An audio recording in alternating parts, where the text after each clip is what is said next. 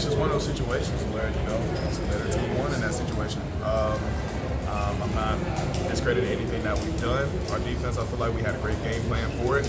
We had to keep account for the quarterback and the running back because they are very dynamic players. And, just as any good team does, they had to make adjustments. And that's exactly what they did. But West Virginia got a great team. I don't feel like there was anything that we did wrong, per se. I just feel like, they just made adjustments just like any other team would, and they just kind of attacked us on the edge and did different areas. You said the big plays were the difference, the long 75 yards and the punt return for the touchdown. Yeah, just leaky yards and the way that Coach Chisholm put it. Just a lot of leaky yardage. I know the first play action pass was what set the tone for him. But like you said, we held the run up for the most part. It's just like the short passes that they threw him for. That was probably even for 10 to 12 yards. Just something that could barely get him past the first yard line. So just stuff like that. And I feel like that's something that we're gonna definitely need to work on, especially for this offseason, because I know we're gonna have a lot of key guys coming back, and so I feel like they're gonna definitely make that emphasis on stopping those, especially crucial third down situations. Kaimon, there were some young guys who did play well in this game. Amari Campbell, Caleb Cost. Does that give you optimism for not only the spring season, but also for next season for improvement on defense? Ain't no question, man. Y'all saw it. I know the result wasn't what we wanted it to be, but Amari Campbell and Caleb Cost, they were all over the field. Amari and Caleb, they had two of the biggest hits in the game. And Caleb interrupted a very crucial pass, and Amari, he was all over the place, sideline to sideline, like he is at practice. So these guys, man, I have full confidence in them going into practice. I have full confidence going into this game, and I'm still going to have full confidence for as long as they play here at UNC. So I'm glad I get to play in front of these boys, man. I can't wait to get to work with them this spring. Given the way last year closed and given the way this year closed, how do you process it? Or is it going to take time to process? It's just one of those situations where you just gotta, just like in the game of football, you gotta have amnesia, you gotta move on. It hurts, it does. I could probably honestly say that the boys in the locker room is the people that I'm gonna miss the most, more than the loss than the result of it. And that's the whole reason why I was very emotional tonight, is because I'm gonna miss these dogs, man. The locker room ain't gonna be the same anymore in the spring and in the upcoming season. So I had to definitely reel that in. That's something I'm gonna have to get used to. But losses, man, I played football long enough to understand it's just like, a loss, it sucks, it hurts, it's very detrimental, but you can't let a loss define you and control your attitude from here on out. So I just gotta put it behind me and get back to work once January hits. Are you talking about a lot of the guys that you came in with?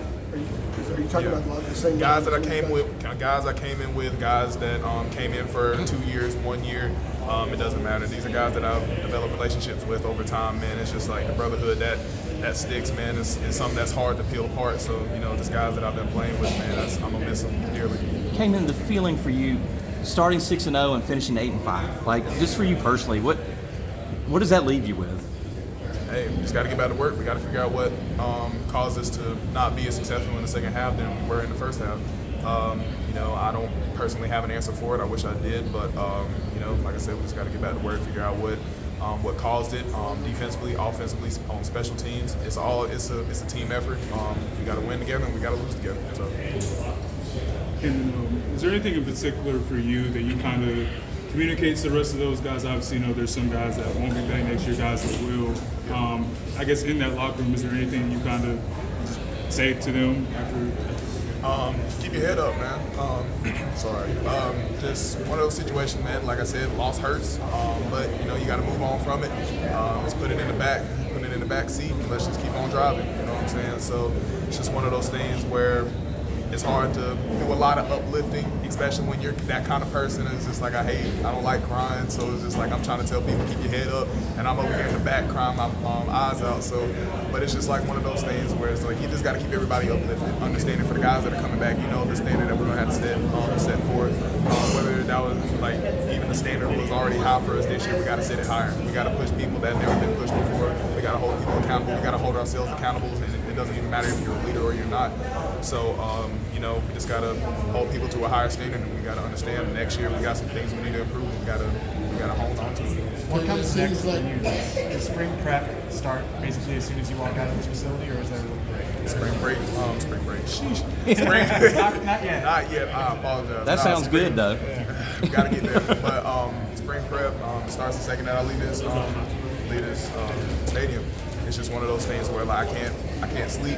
You know, I gotta make sure I gotta stay on top of my craft each and every day. I gotta make sure that I can be the best player that I can be, just me personally and for this team. So I gotta be not only the best leader but the best football player.